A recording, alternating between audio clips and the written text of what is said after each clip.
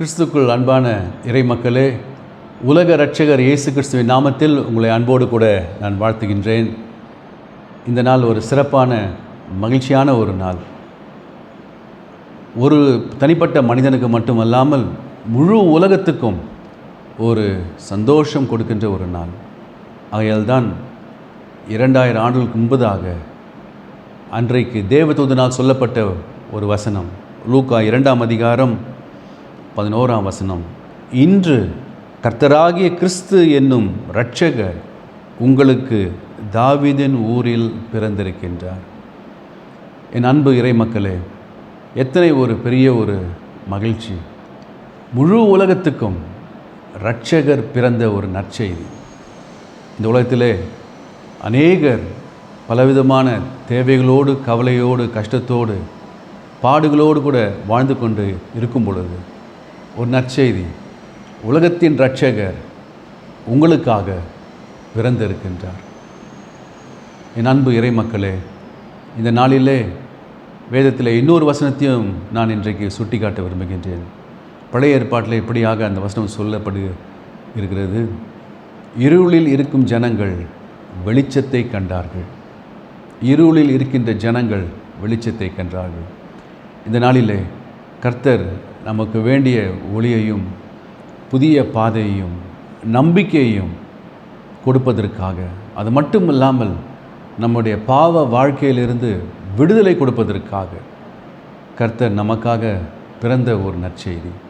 இந்த நற்செய்தியை நாம் இன்றோடு கூட முடித்து விடாமல், இது ஒவ்வொரு நாளும் இந்த நற்செய்தி நமக்கு தேவை. இந்த நம்பிக்கை நமக்கு தேவை. இது ஏதோ ஒரு குறிப்பிட்ட காலத்துக்காக கொடுக்கப்பட்ட நற்செய்தி அல்ல. ஒரு மனிதனுடைய வாழ்க்கையில் ஒவ்வொரு நாளும் ஒவ்வொரு வேளையும் இதை நாம் அனுபவிக்க வேண்டிய ஒரு நற்செய்தியாக இது இருக்கின்றது.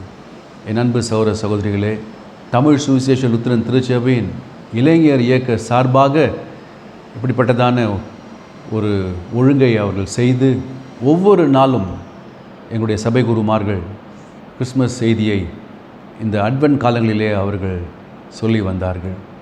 ஒவ்வொரு நாளும் டே 1 இருந்து இதை நான் பார்த்து கொண்டிருக்கின்றேன். என் அன்பு சகோதர சகோதரிகளே, இந்த நாளிலே தமிழ் சுவிசேஷ லுத்திரன் திருச்சபையின் அத்தியட்சராக உங்களுக்கு இந்த நற்செய்தியை சொல்லுவதிலே நான் மகிழ்ச்சி அடைகின்றேன். மீண்டுமாக வருகின்றேன். பிரியமானவர்களே, இந்த நற்செய்தி, இந்த கிறிஸ்மஸ் சந்தோஷம், இந்த கிறிஸ்மஸ் மகிழ்ச்சி, பேரானந்தம் ஒரு நாளைக்கு மட்டுமல்ல, அல்லது இந்த வருகையின் காலங்களுக்கு மட்டுமல்ல. இது ஒவ்வொரு நாளும், ஒவ்வொரு வேளையும், ஒவ்வொரு நிமிடமும் மனிதனுக்கு இது நம்பிக்கை கொடுக்கின்ற ஒரு செய்தியாக இருக்கின்றது. சில சமயத்தில் நாம் ஒருவேளை தனிமையை நாம் அதில் வாடிக்கொண்டிருக்கலாம். யாரும் எனக்கு இல்லையே.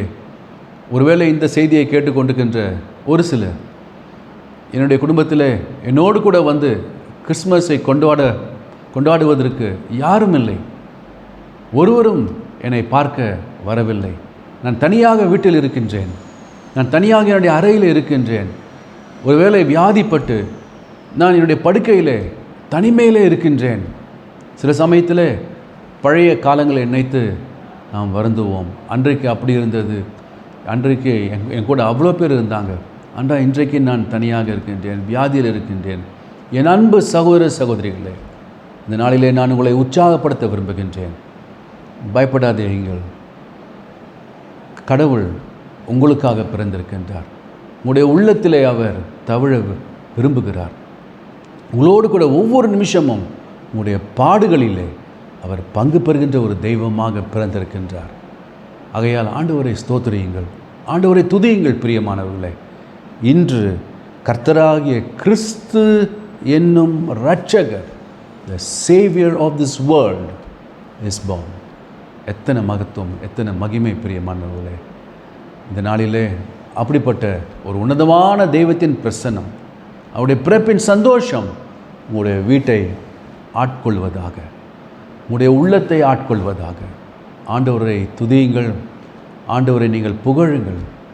ஒருவேளை முடியும் என்றால் கீர்த்தனைகளை எடுத்து பாடுங்கள், ஞான பாடல்களை எடுத்து பாடுங்கள், ஆண்டவரை ஸ்தோத்திரியுங்கள்.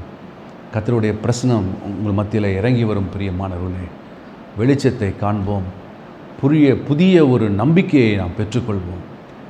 வரக்கூடிய புதிய ஆண்டு 2026ஆம் ஆண்டு உங்கள் வாழ்க்கையிலே அது மகிழ்ச்சியையும் சந்தோஷத்தையும் கொடுக்கக்கூடிய ஒரு ஆண்டாக அமைய வேண்டும் என்று சொல்லி நான் உங்களை வாழ்த்துகின்றேன். எங்களுடைய தமிழ் சுவிசேஷ லுத்தரன் திருச்சபையிலே வரக்கூடிய புதிய ஆண்டுக்காக நாங்கள் கொடுத்திருக்கின்ற ஒரு வாக்குத்தத்தத்தை நான் இன்றைக்கு உங்களுக்கு கொடுக்க விரும்புகின்றேன். என்னை நோக்கி கூப்பிடு, அப்பொழுது நான் உனக்கு உத்தரவு கொடுத்து நீ அறியாததும் உனக்கு எட்டாததுமான பெரிய காரியங்களை உனக்கு அறிவிப்பேன். அந்த முதல் அறிவிப்பு தான் இன்றைக்கு நான் ஆரம்பத்திலே வாசித்த வசனம். இன்று கர்த்தராகிய கிறிஸ்து என்னும் இரட்சகர் பிறந்த அந்த நற்செய்தி. என் அன்பு பிரியமான இறை மக்களே, மகிழ்ச்சியோடு சந்தோஷத்தோடு இந்த கிறிஸ்மஸை நாம் கொண்டாடுவோம். ஆண்டவரை நினைப்போம், ஆண்டவரை துதிப்போம், ஆண்டவரை ஸ்தோத்தரிப்போம். கர்த்தாவின் இறைப்பிரசனம் உங்களோடும் உங்களுடைய குடும்பத்தோடும் உங்களுடைய பிள்ளைகளோடும் இருந்து ஆசீர்வதித்து வழிநடத்தி காப்பதாக. ஆமென். கண்களை மூடி ஜெபம் செய்வோம். நல்ல ஆண்டவரே, மே துதிக்கிறோம், மே ஸ்தோத்திரிக்கிறோம் சுவாமி. எங்களுக்காக பிறந்ததற்காக நன்றி ஆண்டவரே. இரட்சகராக பிறந்தீர் ஆண்டவரே, எங்களை மீட்பதற்காக பிறந்தீர். மை வாழ்த்துகிறோம் சுவாமி, மை பணிகிறோம் ஆண்டவரே. எத்தனை பெரிய நற்செய்தி ஆண்டவரே. இந்த நற்செய்தியை நாங்கள் ஏற்றுக்கொள்கிறோம். உமக்கு நாங்கள் நன்றி சொல்லுகிறோம். உடைய பிறப்புக்காக இந்த நற்செய்தியை நாங்கள் அநேகருக்கு சொல்லட்டும் சுவாமி. உலக இரட்சகராக பிறந்தீர் ஆண்டவரே, உம்மை வாழ்த்துகிறோம். இந்த செய்தியை கேட்டுக்கொண்டிருக்கின்ற ஒவ்வொருவரையும் நீர் ஆசீர்வதியும். அவருடைய குடும்பங்களை ஆசீர்வதியும், அவருடைய பிள்ளைகளை ஆசீர்வதியும் சுவாமி. வரக்கூடிய 2026ஆம் ஆண்டு எங்களுக்கு ஆசீர்வாதமாக இருக்க கர்த்தர் கிருபை செய்யும். பிறந்த இரட்சகரே, மீண்டுமாக உம்மை துதிக்கிறோம். இந்த கிறிஸ்மஸ் காலங்களுக்காக ஸ்தோத்திரம் ஆண்டவரே. ஏழை எளிய மக்களுக்கு வேண்டிய உம்முடைய தயவையும் உம்முடைய கிருபைகளையும் காட்டுங்க, ஒத்தாசையை செய்யுங்க.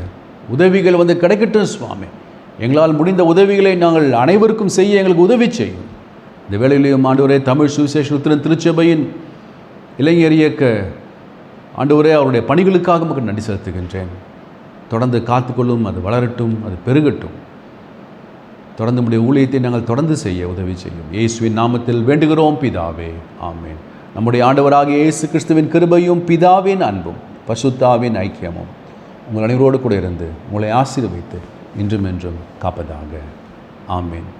மீண்டுமாக உங்கள் அனைவருக்கும் கிறிஸ்மஸ் மற்றும் புத்தாண்டு ஆசிகளை கூறிக்கொள்கின்றேன். கர்த்தாவின் இறைப்பிரசனம் உங்களோடு கூட இருப்பதாக. ஆமென்.